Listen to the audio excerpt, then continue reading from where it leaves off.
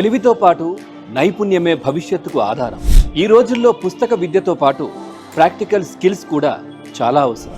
యువతకు ఉపాధి కల్పించడానికి, వారికి నిజమైన జీవిత పరిజ్ఞానాన్ని అందించడానికి రూపొందించబడిన కార్యక్రమమే స్కిల్ స్కూల్. ఇప్పుడు మనం చూడబోతున్నది మామూలు పాఠశాల కాదు, పనికి వచ్చే విద్యను బోధించే ప్రాథమిక స్థాయి ల్యాబ్. చేతిలో ఒక కళ, మెదడులో ఒక ఆలోచన, మనసులో సంకల్పం ఉంటే విజయం మనదే అని నిరూపించినటువంటి ఒక వ్యక్తిని మనం కలవబోతున్నాం.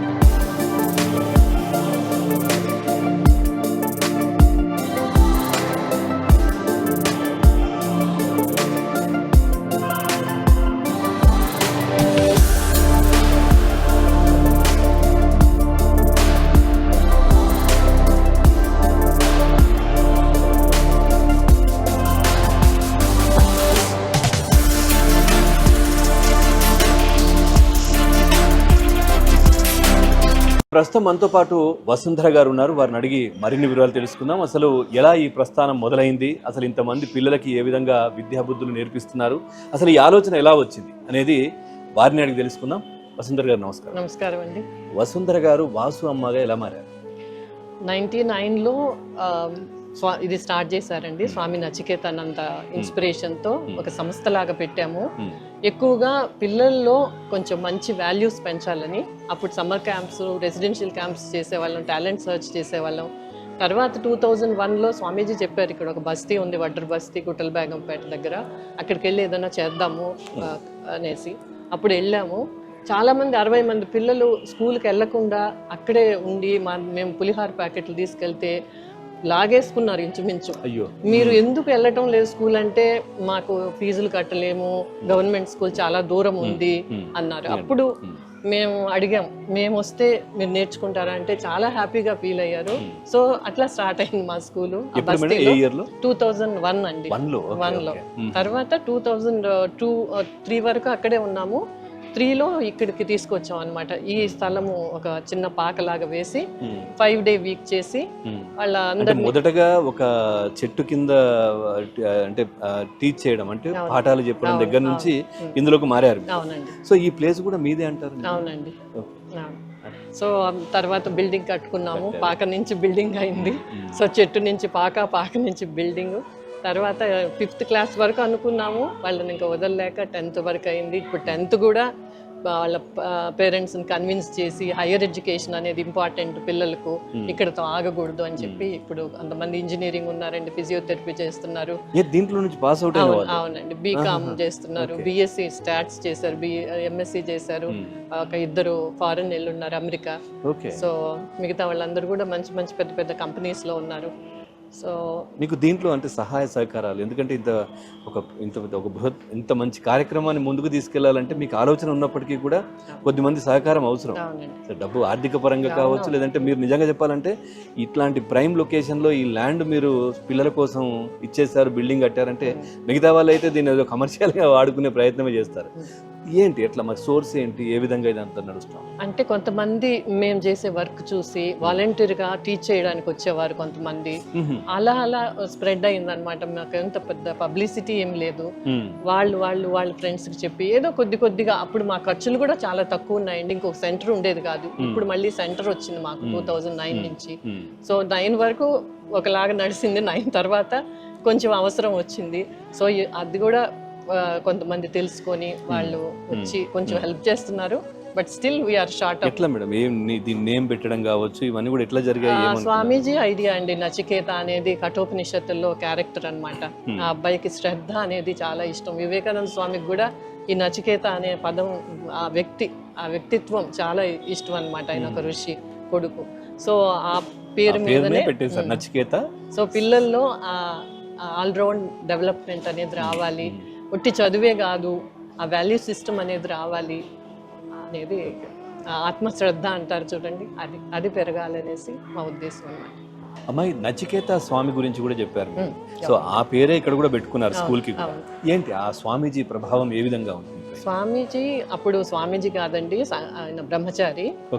అప్పటి నుంచి ఆయనకు కఠోపనిషత్ అంటే చాలా ఇష్టము. సో అందుకని ఆ పేరే పెట్టారు ఈ ఆర్గనైజేషన్ కు. తర్వాత సన్యాసం తీసుకున్నప్పుడు ఆయన గురువు గారు కూడా అదే పేరు ఇచ్చారు ఆయనకు. అదేవిధంగా నిజంగా చెప్పాలంటే ఇంత పెద్ద కార్యక్రమం, ఇంత పెద్ద క్రతువు అనుకోవచ్చు ఇది ముందుకు తీసుకెళ్లాలంటే ఒక్కరి వల్ల కాదు. అవునండి. సో ఏంటి మీకు మధ్యలో మీకు సహకరించిన వాళ్ళు, వాళ్ళ గురించి ఏం చెప్తారు? ఎవరెవరు ఉన్నారు?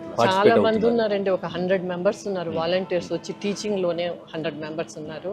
దాంట్లో చాలా ముఖ్యంగా ఉన్నది సుష్మా గారు. తను చాలా డిఫరెంట్గా ఆలోచిస్తున్నారు. దీన్ని ఇంకా ఇలా కాదు, ఇంకా కొంచెం ముందుకు తీసుకెళ్ళాలి. ఇన్ని సంవత్సరాలు అయింది, ఇంతవరకు ఎవరికి కూడా తెలియలేదు. దీని గురించి ఇంకా కొంచెం బాగా మంచి సర్కిల్లో ఈ పేరు ఉండాలి అని తను అనుకున్నారండి. సుష్మా గారు నమస్తే అండి. అట్లాగే ఈ జర్నీలో అంటే మేడంతో పాటు కూడా మీరు కూడా దాదాపుగా 2011 అప్పటి నుంచి కూడా మీరు కంటిన్యూ అవుతున్నారు. పిల్లలకి టీచ్ చేయడం, తర్వాత ఫండ్ రైజ్ చేయడం, ఇవన్నీ కూడా చేస్తున్నట్టుగానైతే తెలిసింది. మీ గురించి ఏం చెప్తారు? ఇప్పుడు నేను ఇంతకుముందు సాఫ్ట్వేర్ కంపెనీలో వర్క్ చేసేదాన్ని. అక్కడ ఒక 2-3 ఇయర్స్ పనిచేశాను. కానీ దాన్ని అంటారు కదా, ఒక సాటిస్ఫాక్షన్ ఫీలింగ్ అనేది ఇవ్వట్లేదన్నమాట. ఇంకా ఏమైనా చేయొచ్చు అనిపించినప్పుడు నేను హైదరాబాద్కి వచ్చాను. టీచ్ ఫర్ ఇండియా అని ఒక ఆర్గనైజేషన్ ఉంది. అది జాయిన్ అవుదాము, ఏమన్నా మనకున్న నాలెడ్జ్, కమ్యూనికేషన్ స్కిల్స్ ఏమైనా ఉన్నా పిల్లలకి చెప్పొచ్చు అని చెప్పి జాయిన్ అవుదాం అనుకుంటే అప్పుడు హైదరాబాద్లో ఓపెన్ అవ్వలేదు ఇంకా. నచికేత గురించి మాకు ఒక స్కూల్ ద్వారా తెలిసి నేను ఇక్కడికి వచ్చాను. ఇక్కడికి వచ్చి ఇట్ వాజ్ ఒక ఇన్స్టెంట్ కనెక్షన్ లాగా, చూడంగానే it was my love at first sight అని చెప్పొచ్చు. This is the place I can do something, అంటే ఏదో ఒక చేంజ్ తీసుకురావచ్చు ఇక్కడ ఉండి, అప్పుడే తృప్తిగా అనిపించవచ్చు నాకు అని ఆ ఐడియాతో స్టార్ట్ అయింది. అంటే ఏమైనా చేసి చూద్దాము అని. ఏమైనా అవసరం ఉందా, నేను ఉన్నాను ఇక్కడ, నా అవసరం ఏమైనా ఉందా మీకు అని వచ్చి అడిగాను. అంత సింపుల్ కాన్వర్జేషన్తో స్టార్ట్ అయింది అంతే. అప్పుడే అమ్మ చాలా హ్యాపీ ఫీల్ అయినారు. అవును, మాకు సైన్స్ టీచర్ కావాలి, నేను ఉంటారా అని. సో నేను అలా 6th స్టాండర్డ్కి ఫస్ట్ చెప్పాను. దాని తర్వాత నెక్స్ట్ ఇయర్ నేను 9th and 10th స్టాండర్డ్కి బయాలజీ, ఫిజిక్స్ అండ్ కెమిస్ట్రీ చెప్పేదాన్ని. సో నేను వచ్చినప్పుడు అది ఫస్ట్ బ్యాచ్ 10th స్టాండర్డ్కి వెళ్ళింది. 5 మంది ఉన్నారండి స్టూడెంట్స్.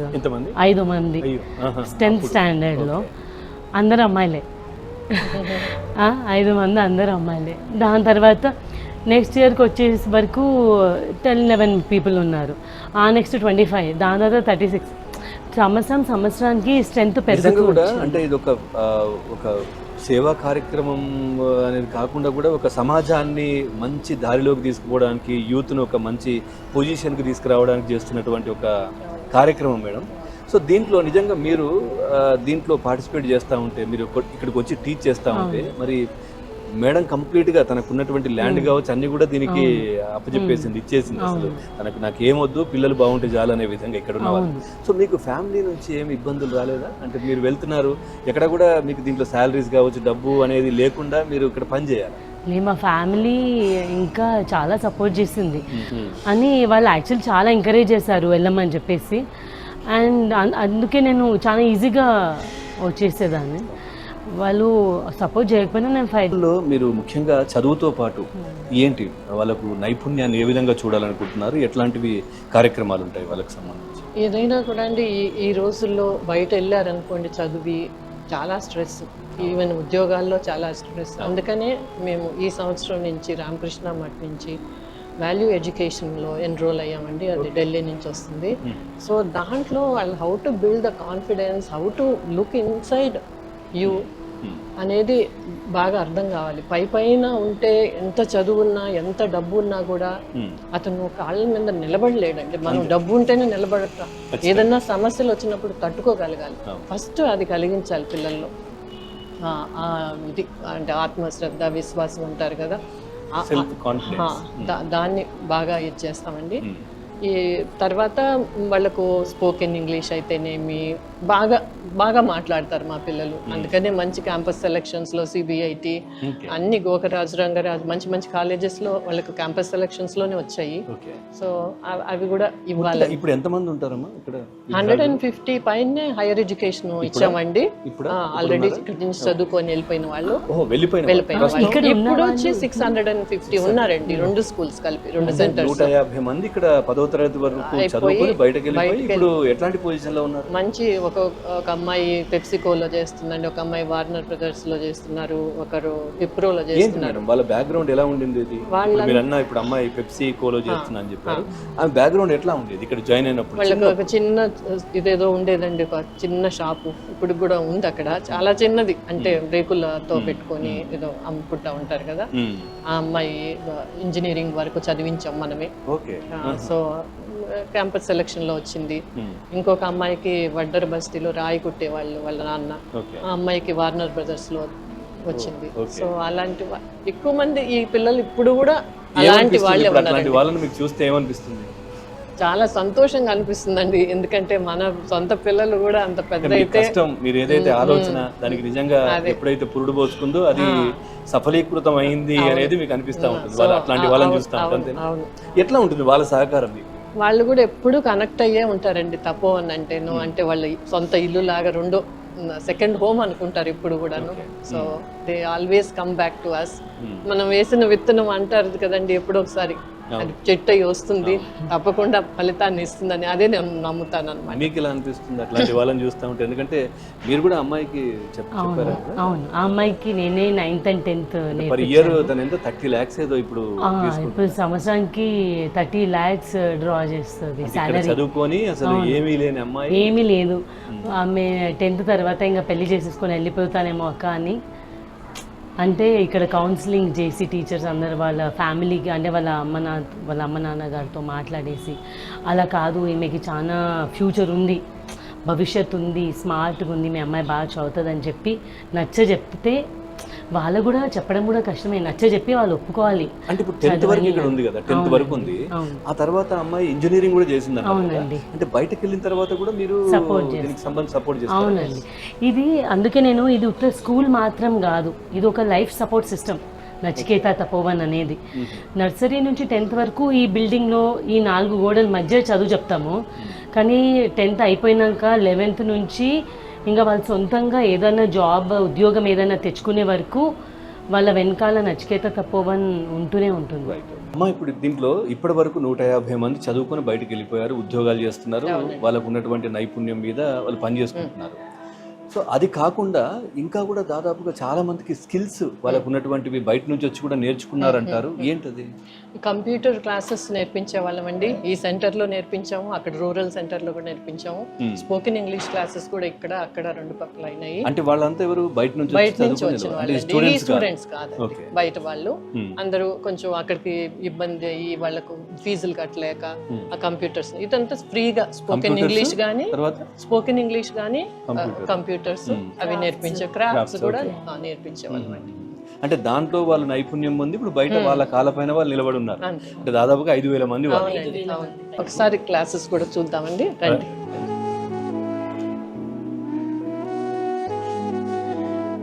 ఇది సార్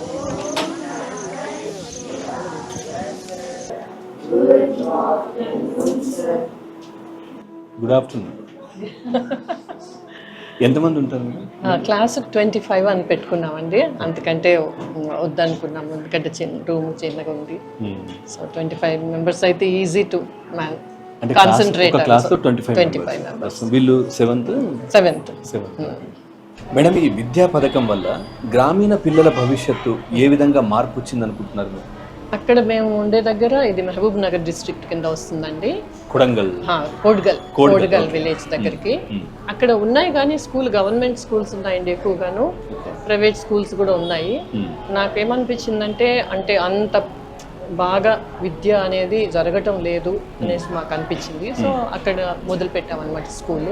2012లో మొదలు పెట్టామండి స్కూల్. అక్కడ కూడా ఇప్పుడు 10th grade వరకు ఉంది. సో పిల్లలు చాలా టాలెంట్ ఉంటుందండి రూరల్ చిల్డ్రన్లో. చాలా బాగా పికప్ అవుతున్నారు. వాళ్ళల్లో కూడా పాస్ అయిన వాళ్ళందరూ కూడా ఇప్పుడు హైయర్ ఎడ్యుకేషన్కి వెళ్ళారు. ఇక్కడ హైదరాబాద్లో ఒక 6 మెంబర్స్ చదువుకుంటున్నారండి. బీఎస్సీ స్టాట్స్ చేస్తున్నారు, బీకామ్, బీఎస్సీ న్యూట్రిషన్ చేస్తున్నారు ఒక అమ్మాయి. తర్వాత మేడం, అంటే ఇప్పుడు ఇంత చదువుకుంటున్నారు, ఆ తర్వాత ఉద్యోగ అవకాశాలకు సంబంధించి అంటే పాఠశాల వేదికగా ఇక్కడ నుంచి మీరేమైనా సపోర్ట్ చేస్తుంటారా? మీకు ఏమన్నా తెలిసిన వాళ్ళు కావచ్చు లేదా అలా ఉద్యోగాలు ఏం లేదండి, వాళ్ళు క్యాంపస్ సెలక్షన్స్ లోనే వాళ్ళకి చేస్తున్నాయి తెచ్చుకోవడం. ఓకే, అంటే వాళ్ళని ఆ విధంగా వాళ్ళని తయారు చేస్తున్నారు, తీర్చిదిద్దుతున్నారు. అంతే, ఏ రికమెండేషన్ అవసరం లేదు, ఏది లేదు, మీరు చదువు చెప్పేస్తున్నారు, ఆ తర్వాత వాళ్ళు స్వయంగా ఉద్యోగాలు. సో అంటే ఇప్పుడు ఇక్కడికి గ్రామీణం అంటే ఇక్కడ మనం హైదరాబాద్ ఇక్కడ చూసిన పిల్లలకి అక్కడికి వ్యత్యాసం ఎట్లా ఉంది ఏంటి? కొంచెం వాళ్ళు కొంచెం టిమిడ్ గా ఉంటారండి, అంత వీళ్ళలాగా ఉండదు అనమాట. కొంచెం షైనెస్ కానీ కొంచెం ఉంటుంది, అది గ్రామీణది కదా. కాకపోతే టాలెంట్ అనేది మటుకు చాలా ఉంది, ఆ డిసిప్లిన్ అనేది చాలా ఉంటుంది వాళ్ళలో, వీళ్ళకంటే కూడా. సో ఆ కష్టపడే తత్వం కూడా. ఇప్పుడు ఇంత పెద్ద వ్యవస్థ అంటే నిజంగా చెప్పాలంటే ఇంతమంది పిల్లల్ని తీసుకురావడం, ఈ ఆర్గనైజ్ చేయడం, వాళ్ళకి చదువు చెప్పించడం, వాళ్ళని చూసుకోవడం, ఇదంతా కూడా చాలా పెద్ద పని. సో మీ ఉన్నటువంటి కొద్ది 5-10 మందితో అయ్యే పని కాదు. దీంట్లో వాలంటీర్ల పాత్ర కూడా చాలా ముఖ్యమైనది. సో వాళ్ళని ఏ విధంగా ప్రేరేపించారు? ఎందుకంటే అంతమంది వచ్చి పని చేయడం అంత ఈజీ కాదు. ఎట్లా? నాకు అనిపించిందండి, మేము ఎవరిని కూడా అడగలేదు. ఈ స్కూల్ ఇక్కడ పెట్టినప్పుడు, ఈ పాకలో ఉన్నప్పుడు చాలామంది వచ్చి చూసేవాళ్ళు అనమాట. చాలా బాగా చేస్తున్నారు వీళ్ళు, మనం కూడా మన చెయ్యి అందించాలి అనుకుని వచ్చిన వాళ్ళు చాలామంది ఉన్నారు. వాళ్ళ ఫ్రెండ్స్కి చెప్పి ఇక్కడ ఒక అవకాశం ఉంది, మనం ఇంట్లో ఉడికినే కూర్చునే బదులు ఇక్కడ వచ్చి ఏదన్నా ఒక గంట వీళ్ళ పిల్లలకి చెప్తే బాగుంటుంది అని అలా వచ్చిన వాళ్ళు ఉన్నారండి. కొంచెం అడ్మిన్లో కొంచెం వీళ్ళకి పాపం ఏమి సరిగ్గా కంపెనీస్తో అంతా కూడా ఇంటరాక్షన్ లేదు, అలా మనం ఈ పని చేసి పెడదాము అని చెప్పి అలా వచ్చిన వాళ్ళు ఉన్నారు.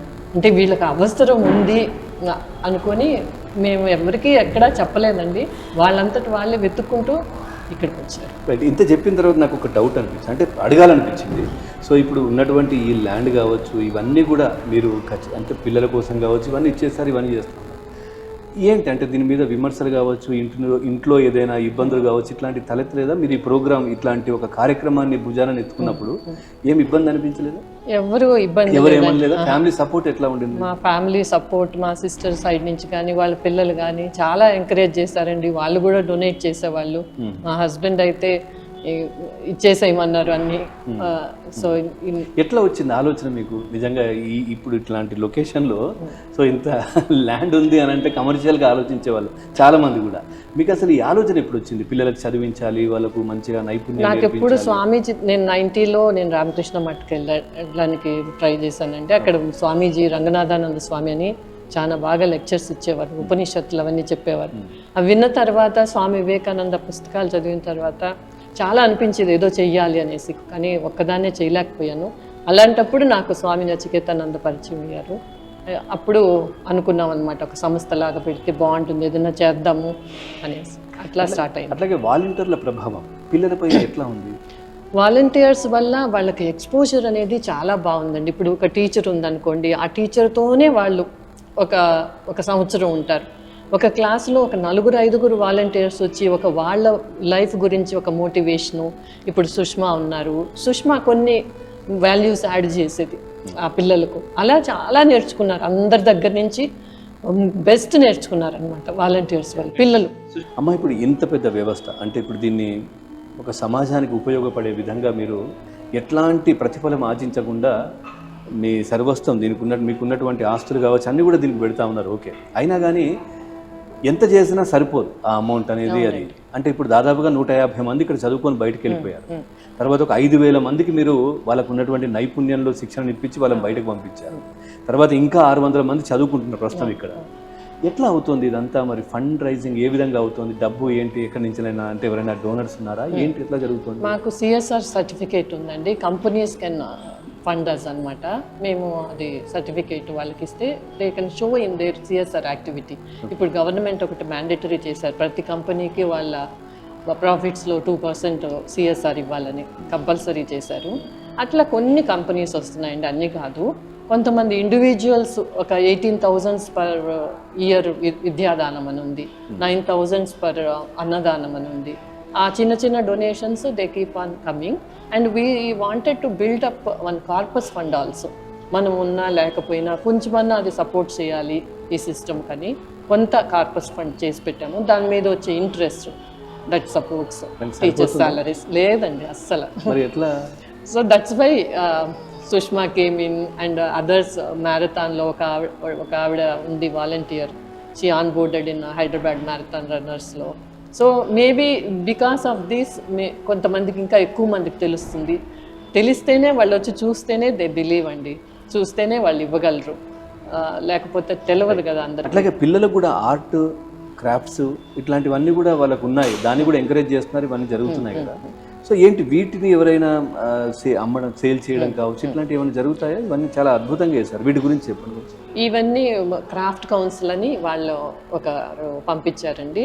చెరియల్ పెయింటింగ్, ఇది తెలంగాణ ఆర్ట్, ఇదంతా న్యాచురల్ ప్రోడక్ట్స్ తో పిల్లలు వేసింది. ఆయన వచ్చి నేర్పించారు. అలాగే చాలా నేర్పించారు వాళ్ళు, tie and dye, Banjara embroidery అని ఇవన్నీ కూడా చాలా నేర్పించారండి.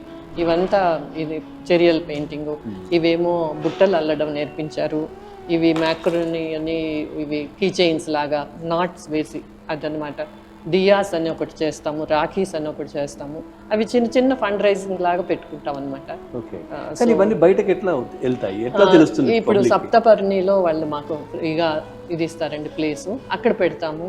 తెలిసిన వాళ్ళు వచ్చి కొంటారనమాట. అంటే మీకు ఫండ్స్ రావడం లేదంటే పిల్లలు తయారు చేసిన దీని ద్వారా ఏం పెద్దగా రాదండి. అంటే వాళ్ళకు ఒక ఎంకరేజ్, అంటే నేను తయారు చేసింది, నేను చేసింది బయట కొనుక్కున్నారు అని అంటే. అండ్ పిల్లలే అమ్మకాన్ని దగ్గర కూడా ఉంటారండి, క్యాష్ దగ్గర కూడా కూర్చుంటారు, బిల్లింగ్ దగ్గర కూడా కూర్చుంటారు. అదే కదా వాళ్ళు చేసింది అమ్మేసి వాళ్ళు డబ్బు చేతిలో పట్టుకుంటే వాళ్ళ కోసం అనేసి ప్రతి ఎగ్జిబిషన్ కు పిల్లలు వెళ్తారు. వెళ్ళి some times they entire thing they do, అంటే వాళ్ళే చేస్తారన్నమాట. ఫైనల్ గా అసలు ఈ కార్యక్రమానికి సంబంధించి అంటే ఇప్పుడు చాలా మంది వాలంటీర్గా వచ్చి ఇక్కడ పనిచేస్తూ ఉన్నారు, అయినా కానీ ఫండ్ రైజింగ్కి మీరు ఎన్నో కార్యక్రమాలు కూడా చేస్తున్నారు.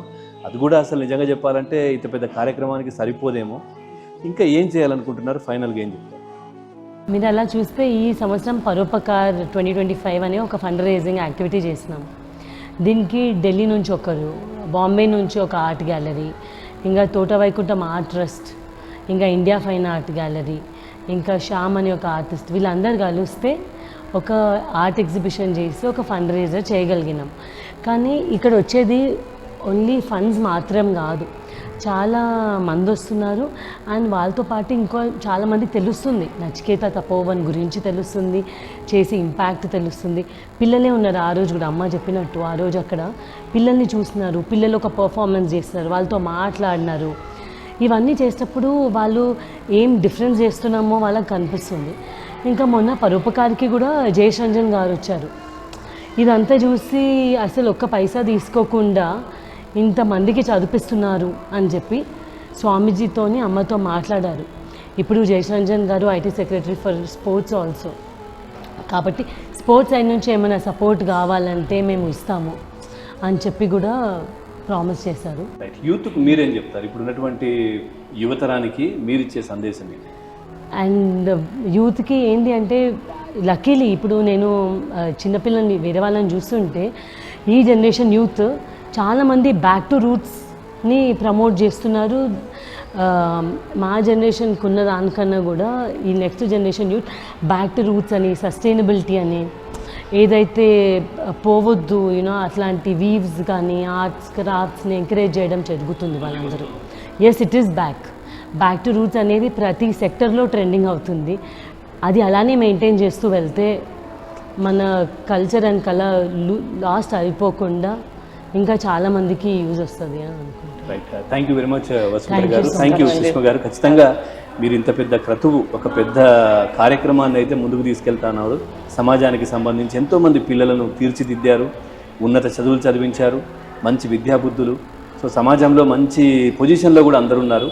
ఖచ్చితంగా మీకు ఎట్లాంటి కూడా ఆర్థిక పరంగా ఇబ్బందులు కావద్దు, మీకు ఎంతోమంది సహకరించాలని కూడా కోరుకున్నాం.